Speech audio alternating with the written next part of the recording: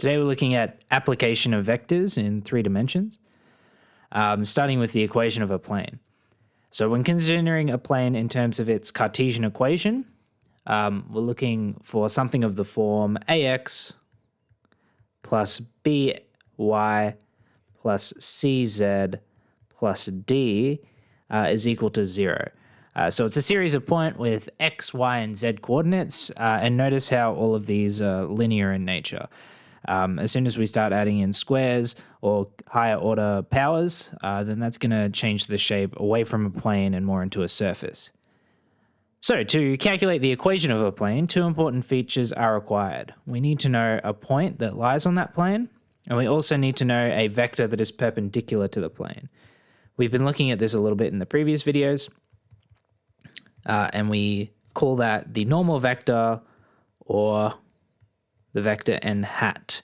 So n hat is when it only has a magnitude of 1, so it's the unit vector perpendicular, but you could just have the vector n, which might have a magnitude higher than 1. So considering this image over to the right here, we have a point on the graph, on the plane, P, and then we have a second point on the plane, P0. And so we call P the vector that takes us from the origin to that point, we call that r, and then the vector that takes us from the origin to the point P0 is a. So when considering the vector from P0 to P, we're going to go minus a, so opposite direction to a, plus r. So we can write this as vector r subtract vector a. So this is taking us from one point to the other through the origin.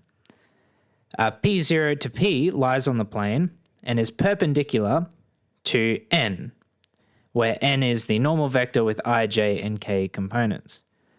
The vector equation of a plane is r minus a dot n is equal to 0. So converting to Cartesian form with that, well, first of all, let's talk about why it's r take a dot n is equal to 0. We know that r dot a is along the plane surface, and we know that n is coming perpendicular to the plane surface. So when finding the angle between these two lines, they're going to be 90 degrees. So the dot product between them is going to be 0. So converting that to Cartesian form, we start with our r take a. Now, r take a can be represented as the first vector, xi plus yj plus zk. Those are our unit vectors.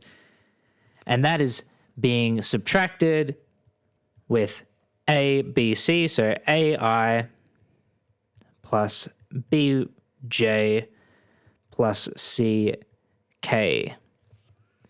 And so we can group those in terms of I, j, and k, and we get x take a I plus y take b j plus z take c k.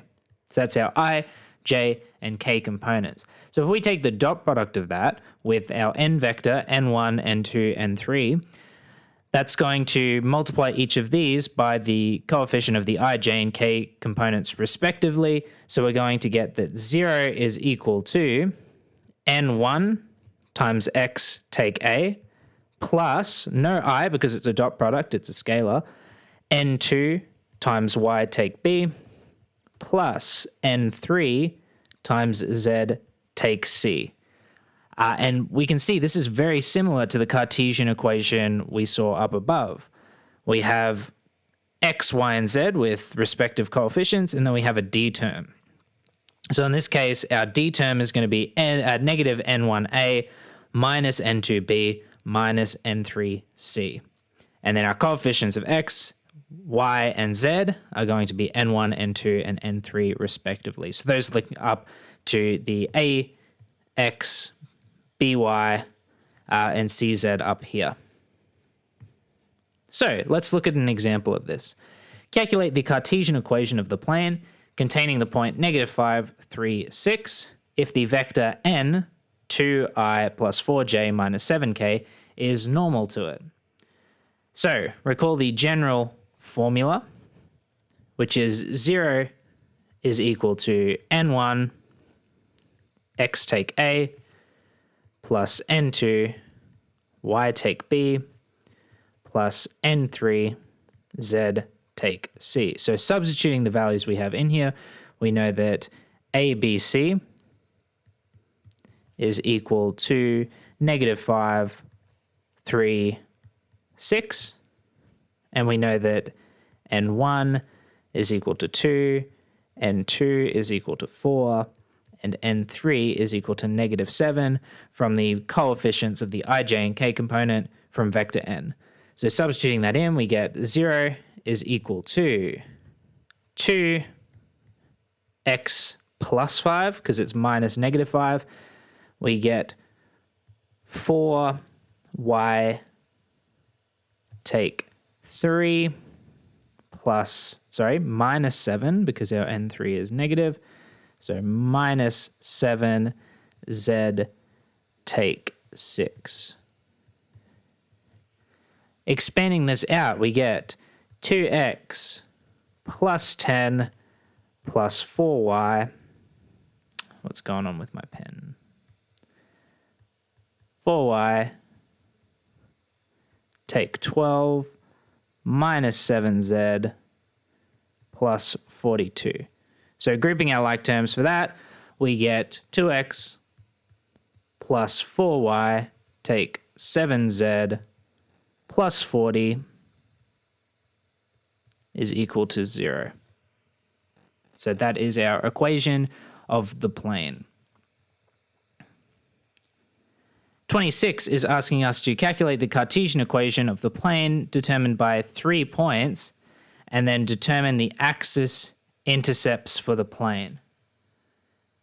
So we first have to consider and define 2 vectors relating to the points P, Q, and R. So we have these 3 points here. We've got P, Q, and R.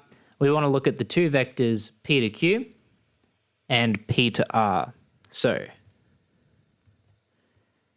P to Q will be given by 3 take -2, which is plus I. We're going to get 5 take 1 J. And we're going to get 6 take 3 K. Which gives us 5I plus 4J plus 3K. The other vector we're looking for is P to R. And that is going to be given by a similar process, subtracting one from the other. We're going to get that as -3I plus 2J plus 2K. So to find a vector perpendicular to PQ and PR, we want to find the cross product of those 2 vectors. So remember, the cross product finds a third vector that's perpendicular to the first 2. So if we find PQ cross PR, that's going to give us the vector n. So n is going to be equal to the determinant of the 3 by 3 vector I, J, K, 5, 4, 3, -3, 2, and 2. So finding that out, we get I times the determinant of the submatrix 4, 3, 2, 2, minus J times the determinant of the submatrix 5, 3, -3, 2, plus K times the submatrix 5, 4, -3, 2. So calculating this out, finding all of those matrices, that gives us the value for n of 2I minus 19J plus 22K. So now that we have a normal vector perpendicular to these other two vectors, we want to use the general form of the equation. So n1 x take a plus n2 y take b plus n3 z take c. So we have our values for n, we have our values for a, b, and c. We're going to get 2 times x plus 2. So that's minus negative 2. And that negative 2 is coming from the point P up here. We're then going to get, oh, what happened to my pen there? Okay, we're then going to get minus 19 times y take 1 plus 22 z take 3. So expanding that out and grouping like terms, we get 2x minus 19y plus 22z, and then our last term is minus 43, and we know that is equal to 0. So these are both equal to 0, and this is equal to 0. So part B asks us to find the axis intercepts for the plane. So the axis intercepts are going to happen when y is 0 and z is 0. We're going to have our x-intercepts. So this will give x-intercept. So for that, that's going to be 2x minus 43 equals 0. So x is going to equal, I have no idea what happened there, 43 on 2. For the y-intercept, x is going to be 0, and z is also going to be 0.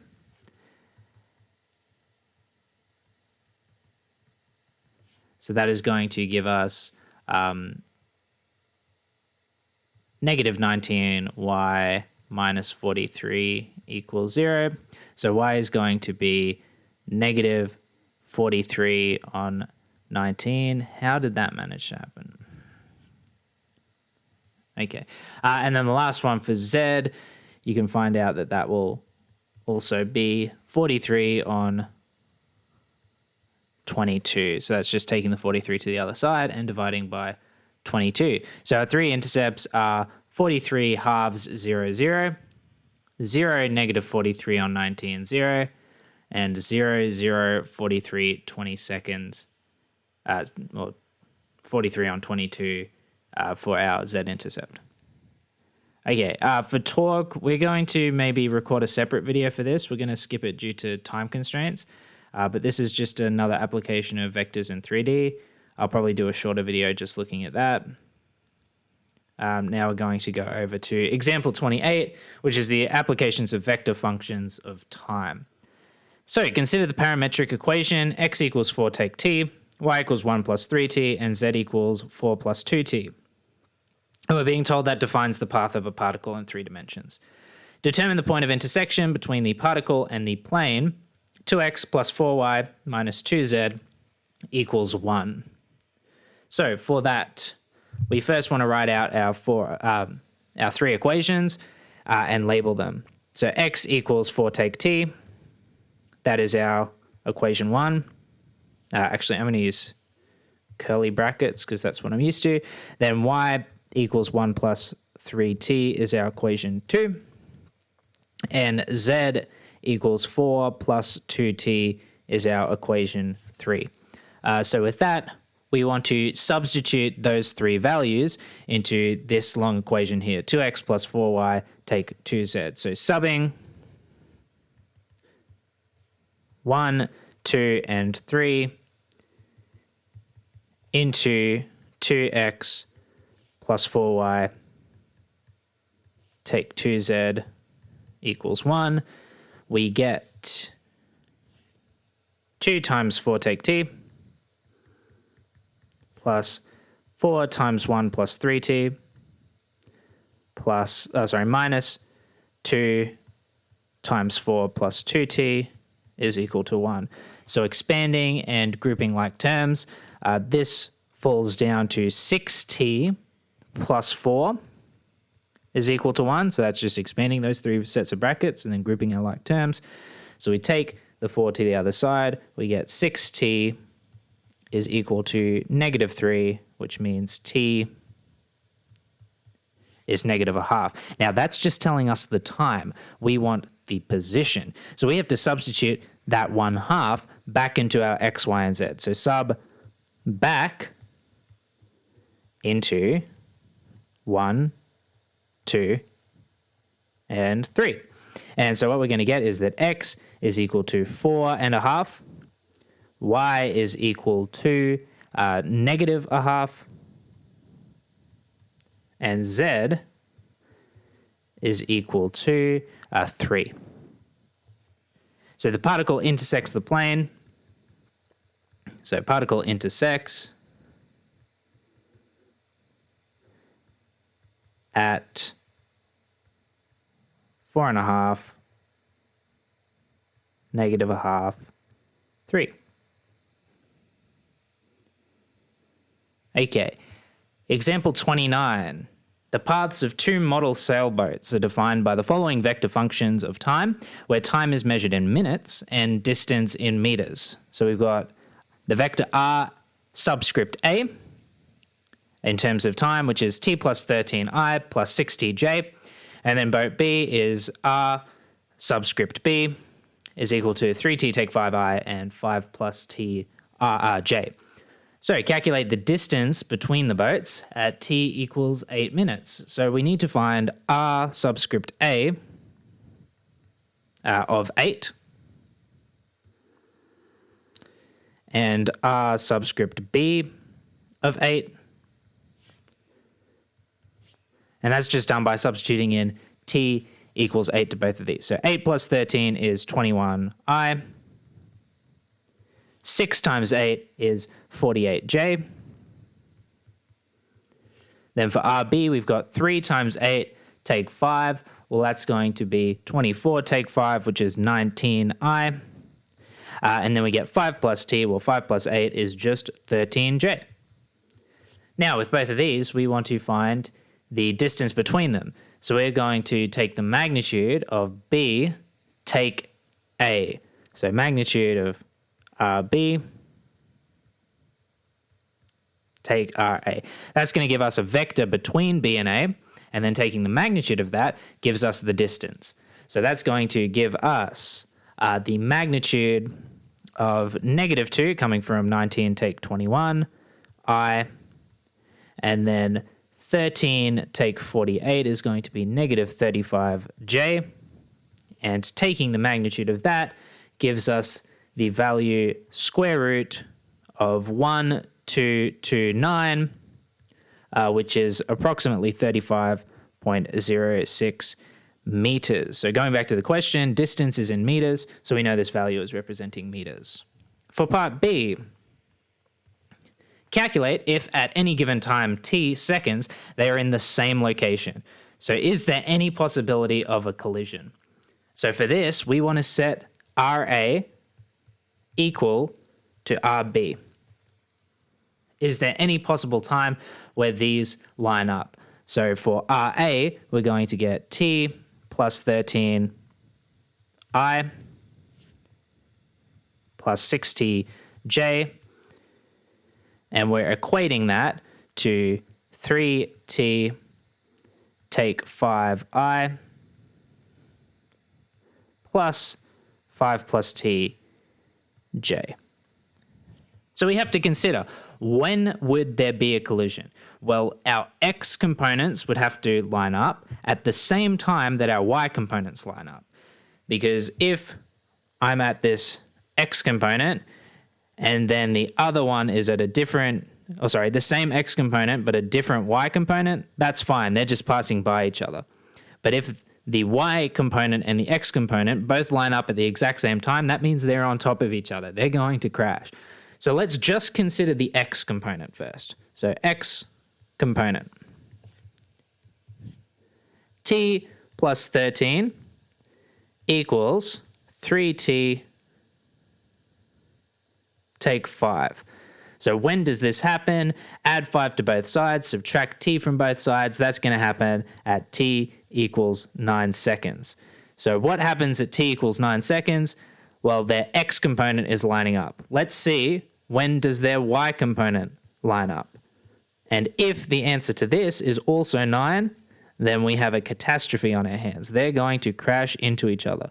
So for this, 6t equals 5 plus t. We subtract t from both sides, divide by 5. Okay, good. We've got t equals 1 second. Thank God we avoided a crash. So the boats do not collide.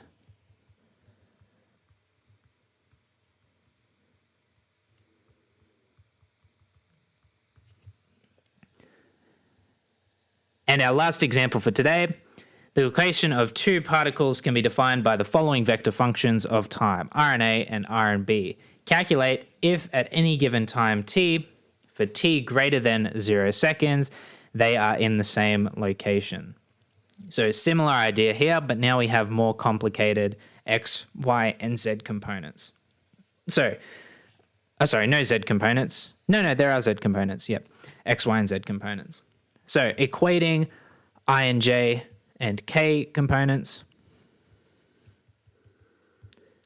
Let's just look at two at a time. Let's first look at the I and j components.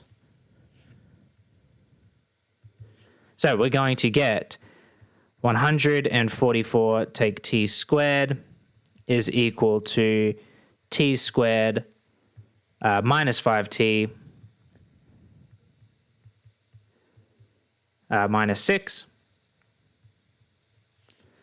If we group our like terms, this is the same as saying 0 is equal to 2t squared, so adding the t squared to the other side, minus 5t, stays the same because we have no t component on the left-hand side, and then minus 6 minus 144 is going to be minus 150. Okay, so that was our I components. Our j components tell us the following. 2t squared is going to be equal to, what's happening down here? Go away, whiteboard. So 2t squared is equal to the j component of the other vector, which is 240, take 4t. So that means 0 is equal to 2t squared minus 4t, plus 4t minus 240. So what do we notice about these two? Well, they have the same t squared component. So if I subtract this first equation from the second equation, we're going to cancel out that quadratic component. So substituting those together,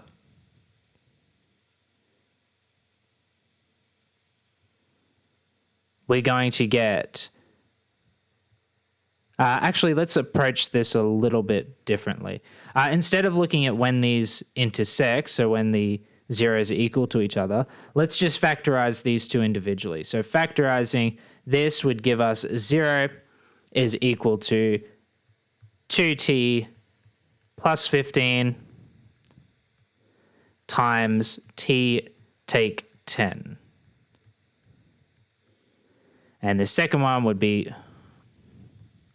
0 is equal to t take 10